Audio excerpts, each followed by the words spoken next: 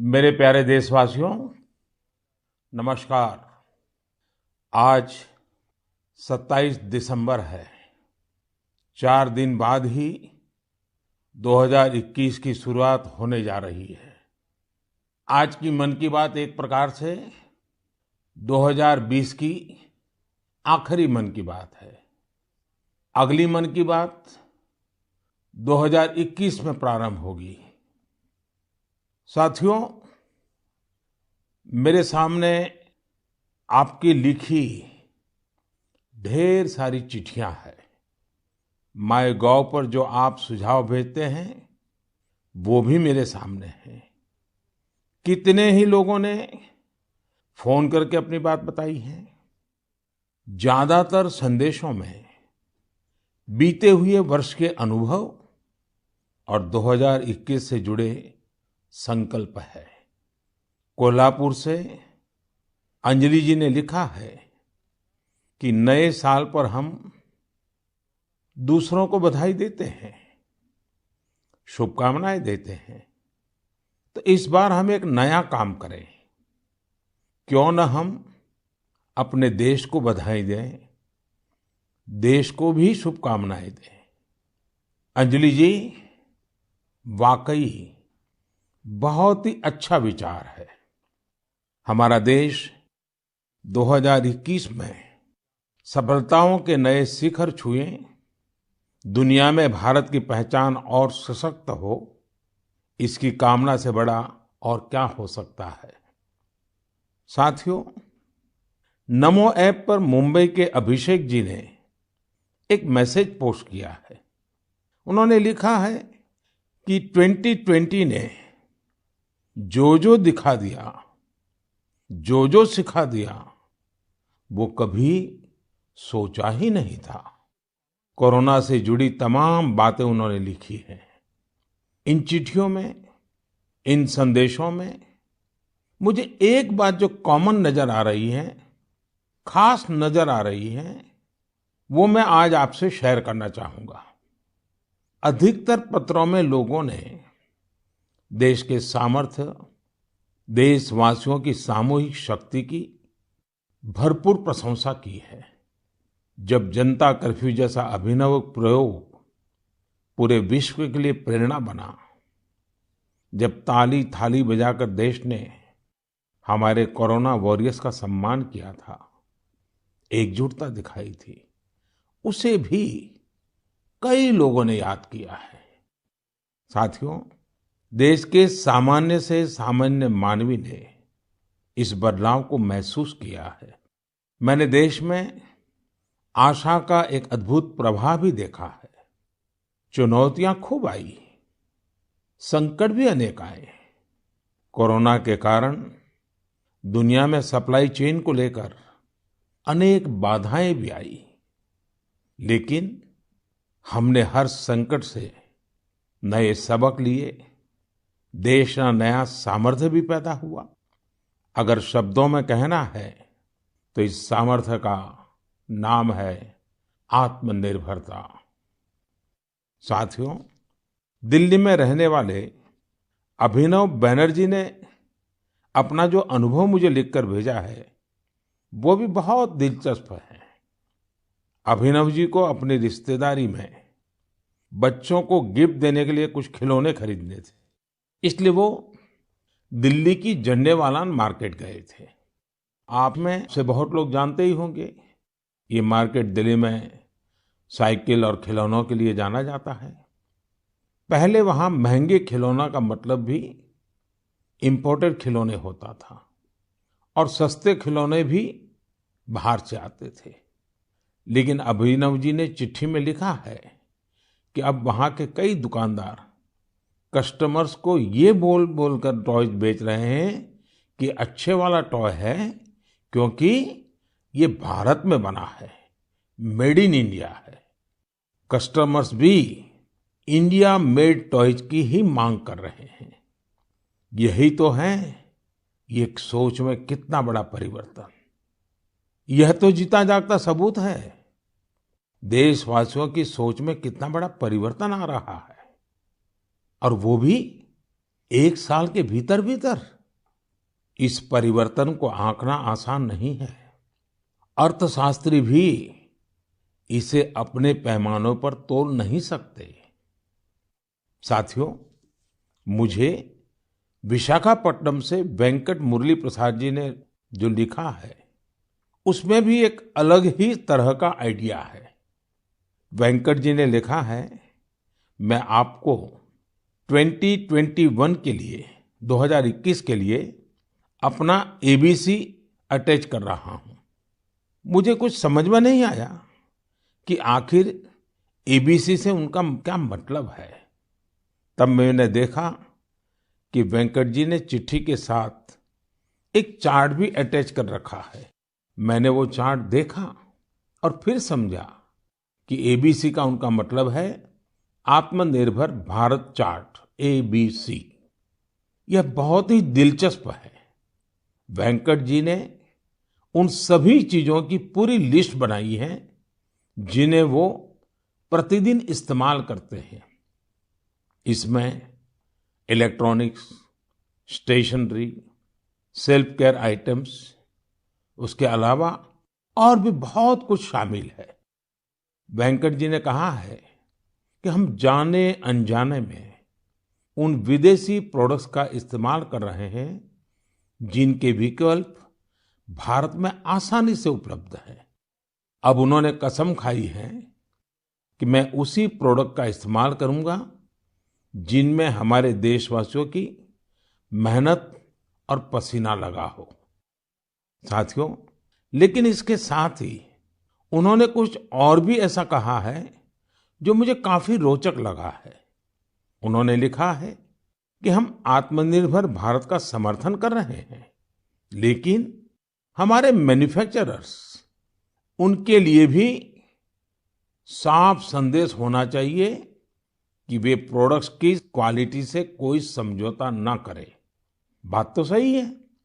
Zero effect, zero defect की सोच के साथ काम करने का यह उचित समय है। मैं देश के मैन्युफैक्चरर्स और इंडस्ट्री लीडर्स से आग्रह करता हूं, देश के लोगों ने मजबूत कदम उठाया है, मजबूत कदम आगे बढ़ाया है। वोकल फॉर लोकल ये आज घर घर में गूंज रहा है। ऐसे में अब यह सुनिश्चित करने का समय है कि हमारे प्रोडक्ट्स विश्व स्तरीय हो। जो भी ग्लोबल बेस्ट हैं वो हम भारत में बनाकर दिखाएं। इसके लिए हमारे उद्यमी साथियों को आगे आना है, स्टार्टअप्स को भी आगे आना है। एक बार फिर मैं वेंकट जी को उनके बेहतरीन प्रयास के लिए बधाई देता हूं। साथियों, हमें इस भावना को बनाए रखना है, बचाए रखना है और बढ़ाते ही रहना है। मैंने पहले भी कहा है और फिर मैं देशवासियों से आग्रह करूंगा, आप भी एक सूची बनाएं। दिन भर हम जो चीजें काम में लेते हैं उन सभी चीजों की विवेचना करें और ये देखें कि अनजाने में कौन सी विदेश में बनी चीजों ने हमारे जीवन में प्रवेश कर लिया है, एक प्रकार से हमें बंदी बना दिया है। इनके भारत में बने विकल्पों का पता करें और ये भी तय करें कि आगे से भारत में बने, भारत के लोगों के मेहनत से, पसीने से बने उत्पादों का हम इस्तेमाल करें। आप हर साल न्यू ईयर रिजोल्यूशन लेते हैं। इस बार एक रिजोल्यूशन अपने देश के लिए भी जरूर लेना है। मेरे प्यारे देशवासियों, हमारे देश में आतताइयों से, अत्याचारियों से, देश की हजारों साल पुरानी संस्कृति, सभ्यता, हमारे रीति रिवाज को बचाने के लिए कितने बड़े बलिदान दिए गए हैं। आज उन्हें याद करने का भी दिन है। आज के ही दिन गुरु गोविंद सिंह जी के पुत्रों साहिबजादे जोरावर सिंह और फतेह सिंह को दीवार में जिंदा चुनवा दिया गया था। अत्याचारी चाहते थे कि साहिबजादे अपनी आस्था छोड़ दे, महान गुरु परंपरा की सीख छोड़ दे, लेकिन हमारे साहिबजादों ने इतनी कम उम्र में भी गजब का साहस दिखाया, इच्छा शक्ति दिखाई।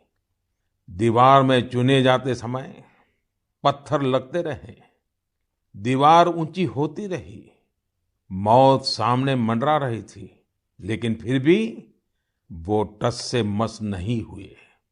आज ही के दिन गुरु गोविंद सिंह जी की माता जी, माता गुजरी ने भी शहादत दी थी। करीब एक सप्ताह पहले श्री गुरु तेग बहादुर जी की भी शहादत का दिन था। मुझे यहाँ दिल्ली के गुरुद्वारा रकाबगंज जाकर गुरु तेग बहादुर जी को श्रद्धा सुमन अर्पित करने का, मत्था टेकने का अवसर मिला। इसी महीने श्री गुरु गोविंद सिंह जी से प्रेरित अनेक लोग जमीन पर सोते हैं। लोग श्री गुरु गोविंद सिंह जी के परिवार के लोगों के द्वारा दी गई शहादत को बड़ी भावपूर्ण अवस्था में याद करते हैं। इस शहादत ने संपूर्ण मानवता को, देश को नई सीख दी। इस शहादत ने हमारी सभ्यता को सुरक्षित रखने का महान कार्य किया। हम सब इस शहादत के कर्जदार हैं। एक बार फिर मैं श्री गुरु तेग बहादुर जी, माता गुजरी जी, गुरु गोविंद सिंह जी और चारों साहिबजादों की शहादत को नमन करता हूं। ऐसे ही अनेकों शहादतों ने भारत के आज के स्वरूप को बचाए रखा है, बनाए रखा है। मेरे प्यारे देशवासियों, अब मैं एक ऐसी बात बताने जा रहा हूं जिससे आपको आनंद भी आएगा और गर्व भी होगा।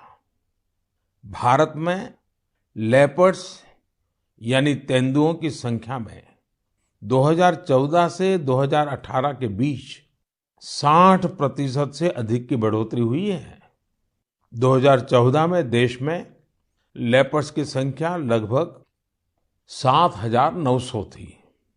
वहीं 2019 में इनकी संख्या बढ़कर 12,852 हो गई।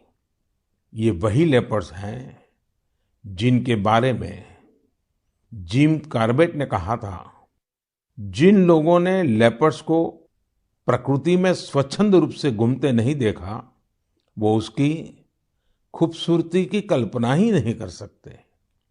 उसके रंगों की सुंदरता और उसकी चाल की मोहकता का अंदाज नहीं लगा सकते। देश के अधिकतर राज्यों में, विशेषकर मध्य भारत में, तेंदुओं की संख्या बढ़ी है। तेंदुए की सबसे अधिक आबादी वाले राज्यों में मध्य प्रदेश, कर्नाटका और महाराष्ट्र सबसे ऊपर है। यह एक बड़ी उपलब्धि है। तेंदुए पूरी दुनिया में वर्षों से खतरों का सामना करते आ रहे हैं। दुनिया भर में उनके हैबिटेट को नुकसान हुआ है। ऐसे समय में भारत ने तेंदुए की आबादी में लगातार बढ़ोतरी कर पूरे विश्व को एक रास्ता दिखाया है। आपको इन बातों की भी जानकारी होगी कि पिछले कुछ सालों में भारत में शेरों की आबादी बढ़ी है, बाघों की संख्या में भी वृद्धि हुई है, साथ ही भारतीय वन क्षेत्र में भी इजाफा हुआ है। इसकी वजह ये है कि सरकार ही नहीं, बल्कि बहुत से लोग, सिविल सोसाइटी, कई संस्थाएं भी हमारे पेड़ पौधों और वन्य जीवों के संरक्षण में जुटी हुई हैं। वे सब बधाई के पात्र हैं। साथियों, मैंने तमिलनाडु के कोयम्बटूर में एक हृदयस्पर्शी प्रयास के बारे में पढ़ा। आपने भी सोशल मीडिया पर इसके विजुअल्स देखे होंगे। हम सब ने इंसानों वाली व्हीलचेयर देखी है, लेकिन कोयम्बटूर की एक बेटी गायत्री ने अपने पिताजी के साथ एक पीड़ित डॉग के लिए व्हीलचेयर बना दी। ये संवेदनशीलता प्रेरणा देने वाली है और यह तभी हो सकता है जब व्यक्ति हर जीव के प्रति दया और करुणा से भरा हुआ हो। दिल्ली एनसीआर और देश के दूसरों शहरों में ठिठुरती ठंड के बीच बेघर पशुओं की देखभाल के लिए कई लोग बहुत कुछ कर रहे हैं। वे उन पशुओं के खाने पीने और उनके लिए स्वेटर और बिस्तर तक का इंतजाम करते हैं। कुछ लोग तो ऐसे हैं जो रोजाना सैकड़ों की संख्या में ऐसे पशुओं के लिए भोजन का इंतजाम करते हैं। ऐसे प्रयास की सराहना होनी चाहिए। कुछ इसी प्रकार के नेक प्रयास उत्तर प्रदेश के कौशाम्बी में भी किए जा रहे हैं। वहां जेल में बंद कैदी गायों को ठंड से बचाने के लिए पुराने और फटे कंबलों से कवर बना रहे हैं। इन कंबलों को कौशाम्बी समेत दूसरे जिलों की जेलों से एकत्र किया जाता है और फिर उन्हें सिलकर गौशाला भेज दिया जाता है। कौशाम्बी जेल के कैदी हर सप्ताह अनेकों कवर तैयार कर रहे हैं। आइए दूसरों की देखभाल के लिए सेवा भाव से भरे इस प्रकार के प्रयासों को प्रोत्साहित करें। यह वास्तव में एक ऐसा सत्कार्य है जो समाज की संवेदनाओं को सशक्त करता है। मेरे प्यारे देशवासियों, अब जो पत्र मेरे सामने है उसमें दो बड़े फोटो है। ये फोटो एक मंदिर के हैं और बिफोर और आफ्टर के हैं। इन फोटो के साथ जो पत्र है उसमें युवाओं की एक ऐसी टीम के बारे में बताया गया है जो खुद को युवा ब्रिगेड कहती है। दरअसल इस युवा ब्रिगेड ने कर्नाटका में श्रीरंगपट्टनम के पास स्थित वीरभद्र स्वामी नाम के एक प्राचीन शिव मंदिर का कायाकल्प कर दिया। मंदिर में हर तरफ घास फूस और झाड़ियां भरी हुई थी, इतनी कि राहगीर भी नहीं बता सकते थे कि यहाँ एक मंदिर है। एक दिन कुछ पर्यटकों ने इस भूले बिसरे मंदिर का एक वीडियो सोशल मीडिया पर पोस्ट कर दिया। युवा ब्रिगेड ने जब इस वीडियो को सोशल मीडिया पर देखा तो उनसे रहा नहीं गया और फिर इस टीम ने मिलजुल कर इसका जीर्णोद्धार करने का फैसला किया। उन्होंने मंदिर परिसर में उगाई कंटीली झाड़ियां, घास और पौधों को हटाया। जहां मरम्मत और निर्माण की आवश्यकता थी वो किया। उनके अच्छे काम को देखते हुए स्थानीय लोगों ने भी मदद के हाथ बढ़ाए। किसी ने सीमेंट दिया तो किसी ने पेंट। ऐसी कई और चीजों के साथ लोगों ने अपना अपना योगदान किया। ये सभी युवा कई अलग तरह के प्रोफेशन से जुड़े हैं। ऐसे में उन्होंने वीकेंड्स के दौरान समय निकाला और मंदिर के लिए कार्य किया। युवाओं ने मंदिर में दरवाजा लगवाने के साथ साथ बिजली का कनेक्शन भी लगवाया। इस प्रकार उन्होंने मंदिर के पुराने वैभव को फिर से स्थापित करने का काम किया। जुनून और दृढ़ निश्चय ऐसी दो चीजें हैं जिनसे लोग हर लक्ष्य प्राप्त कर सकते हैं। जब मैं भारत के युवाओं को देखता हूं तो खुद को आनंदित और आश्वस्त महसूस करता हूं। आनंदित और आश्वस्त इसलिए क्योंकि मेरे देश के युवाओं में कैन डू की अप्रोच है और विल डू की स्पिरिट है। उनके लिए कोई भी चुनौती बड़ी नहीं है, कुछ भी उनकी पहुंच से दूर नहीं है। मैंने तमिलनाडु की एक टीचर के बारे में पढ़ा। उनका नाम हेमलता एन.के है, जो विडुपुरम के एक स्कूल में दुनिया की सबसे पुरानी भाषा तमिल पढ़ाती है। कोविड-19 महामारी भी उनके अध्यापन के काम में आड़े नहीं आ पाई। हाँ, उनके सामने चुनौतियां जरूर थी, लेकिन उन्होंने एक इनोवेटिव रास्ता निकाला। उन्होंने कोर्स के सभी 53 चैप्टर्स को रिकॉर्ड किया, एनिमेटेड वीडियो तैयार किए और इन्हें एक पेन ड्राइव में लेकर अपने स्टूडेंट्स को बांट दिए। इससे उनके स्टूडेंट्स को बहुत मदद मिली। वो चैप्टर्स को विजुअली भी समझ पाए। इसके साथ ही वे अपने स्टूडेंट्स से टेलीफोन पर भी बात करती रही। इससे स्टूडेंट्स के लिए पढ़ाई काफी रोचक हो गई। देश भर में कोरोना के समय में टीचर्स ने जो इनोवेटिव तरीके अपनाए, जो कोर्स मटेरियल क्रिएटिविटी तैयार किया है, वो ऑनलाइन पढ़ाई के इस दौर में अमूल्य है। मेरा सभी टीचर से आग्रह है कि वो इन कोर्स मटेरियल को शिक्षा मंत्रालय के दीक्षा पोर्टल पर जरूर अपलोड करें। इससे देश के दूर दराज वाले इलाकों में रह रहे छात्र छात्राओं को काफी लाभ होगा। साथियों, आइए अब बात करते हैं झारखंड की कोरवा जनजाति के हीरामन जी की। हीरामन जी गढ़वा जिले के सिंजो गांव में रहते हैं। आपको ये जानकर हैरानी होगी कि कोरवा जनजाति की आबादी महज 6000 है, जो शहरों से दूर पहाड़ों और जंगलों में निवास करती है। अपने समुदाय की संस्कृति और पहचान को बचाने के लिए हीरामन जी ने एक बीड़ा उठाया है। उन्होंने 12 साल के अथक परिश्रम के बाद विलुप्त होती कोरवा भाषा का शब्दकोश तैयार किया है। उन्होंने इस शब्दकोश में घर गृहस्थी में प्रयोग होने वाले शब्दों से लेकर दैनिक जीवन में इस्तेमाल होने वाले कोरवा भाषा के ढेर सारे शब्दों को अर्थ के साथ लिखा है। कोरवा समुदाय के लिए हीरामन जी ने जो कर दिखाया है, वह देश के लिए एक मिसाल है। मेरे प्यारे देशवासियों, ऐसा कहते हैं कि अकबर के दरबार में एक प्रमुख सदस्य अबुल फजल थे। उन्होंने एक बार कश्मीर की यात्रा के बाद कहा था कि कश्मीर में एक ऐसा नजारा है जिसे देखकर चिड़चिड़े और गुस्से लोग भी खुशी से झूम उठेंगे। दरअसल वे कश्मीर में केसर के खेतों का उल्लेख कर रहे थे।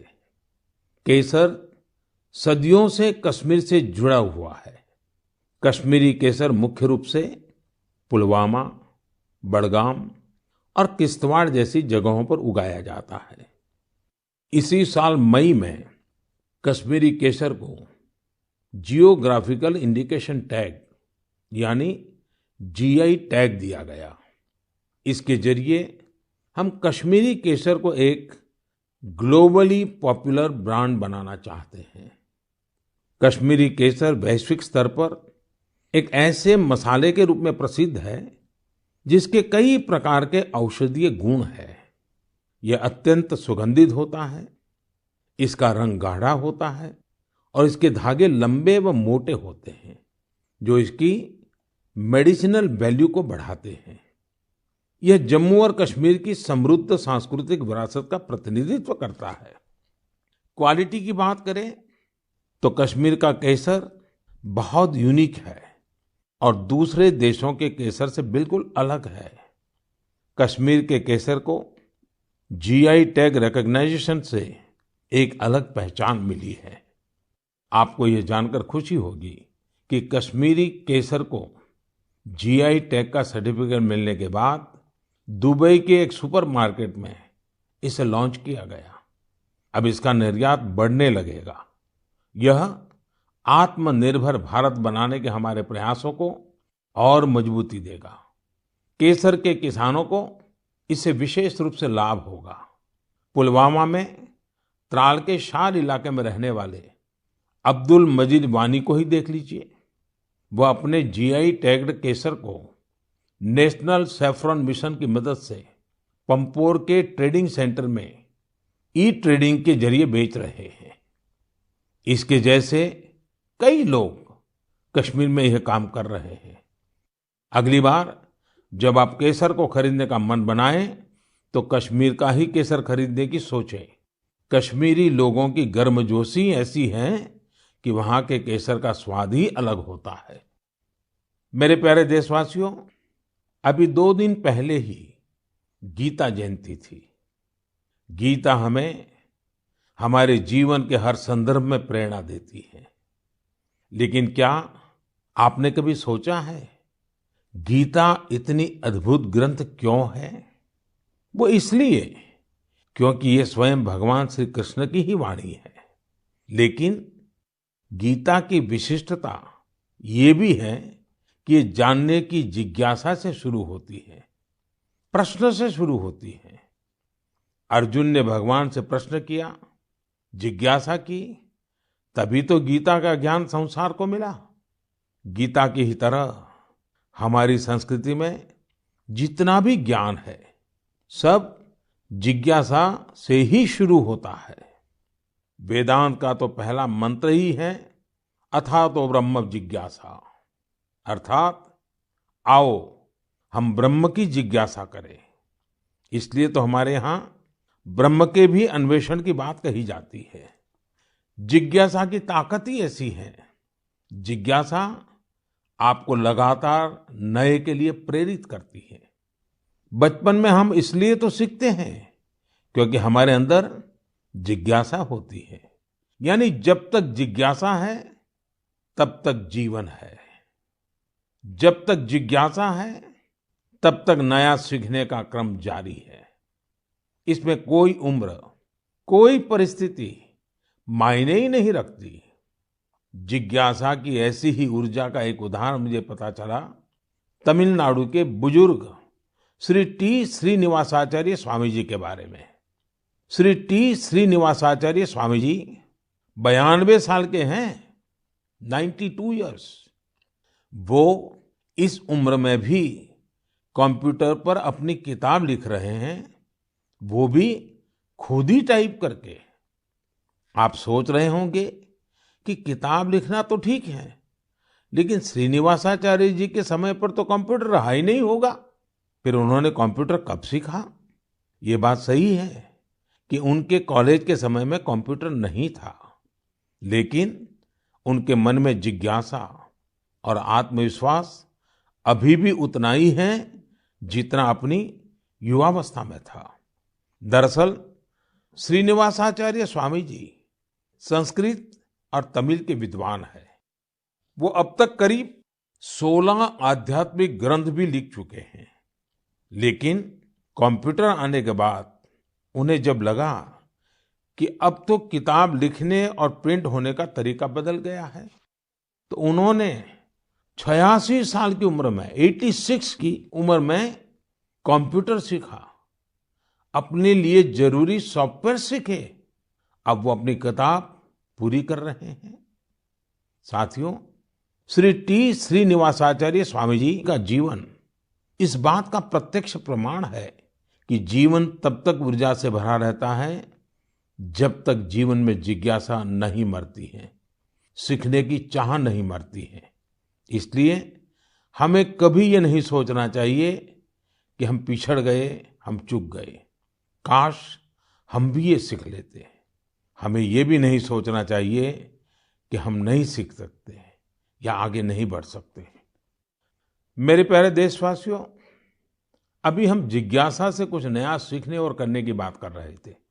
नए साल पर नए संकल्पों की भी बात कर रहे थे। लेकिन कुछ लोग ऐसे भी होते हैं जो लगातार कुछ न कुछ नया करते रहते हैं, नए नए संकल्पों को सिद्ध करते रहते हैं।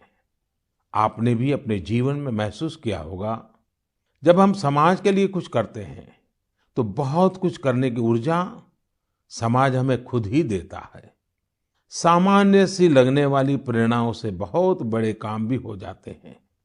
ऐसे ही एक युवा है श्रीमान प्रदीप सांगवान। गुरुग्राम के प्रदीप सांगवान 2016 से हीलिंग हिमालय नाम से अभियान चला रहे हैं। वो अपनी टीम और वॉलंटियर्स के साथ हिमालय के अलग अलग इलाकों में जाते हैं और जो प्लास्टिक कचरा टूरिस्ट वहां छोड़कर आते हैं वो साफ करते हैं। प्रदीप जी अब तक हिमालय की अलग अलग टूरिस्ट लोकेशन से टनों प्लास्टिक साफ कर चुके हैं। इसी तरह कर्नाटका के एक युवा दंपति है अनुदीप और मिनुषा। अनुदीप और मिनुषा ने अभी पिछले महीने नवंबर में ही शादी की है। शादी के बाद बहुत से युवा घूमने फिरने जाते हैं, लेकिन इन दोनों ने कुछ अलग किया। ये दोनों हमेशा देखते थे कि लोग अपने घर से बाहर घूमने तो जाते हैं, लेकिन जहां जाते हैं वहीं ढेर सारा कूड़ा कचरा छोड़कर आ जाते हैं। कर्नाटका के सोमेश्वर बीच पर भी यही स्थिति थी। अनुदीप और मिनुषा ने तय किया कि वो सोमेश्वर बीच पर लोग जो कचरा छोड़कर गए हैं उसे साफ करेंगे। दोनों पति पत्नी ने शादी के बाद अपना पहला संकल्प यही लिया। दोनों ने मिलकर समंदर तट का काफी कचरा साफ कर डाला। अनुदीप ने अपने इस संकल्प के बारे में सोशल मीडिया पर भी शेयर किया। फिर क्या था, उनकी इतनी शानदार सोच से प्रभावित होकर ढेर सारे युवा उनके साथ आकर जुड़ गए। आप जानकर हैरान रह जाएंगे, इन लोगों ने मिलकर सोमेश्वर बीच से 800 किलो से ज्यादा कचरा साफ किया है। साथियों, इन प्रयासों के बीच हमें ये भी सोचना है कि ये कचरा इन बीचीज पर, इन पहाड़ों पर पहुंचता कैसे है। आखिर हम में से ही कोई लोग ये कचरा वहां छोड़कर आते हैं।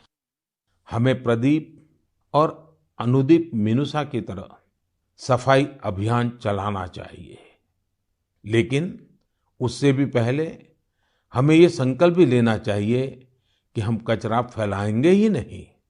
आखिर स्वच्छ भारत अभियान का भी तो पहला संकल्प यही है। हाँ, एक और बात मैं आपको याद दिलाना चाहता हूँ।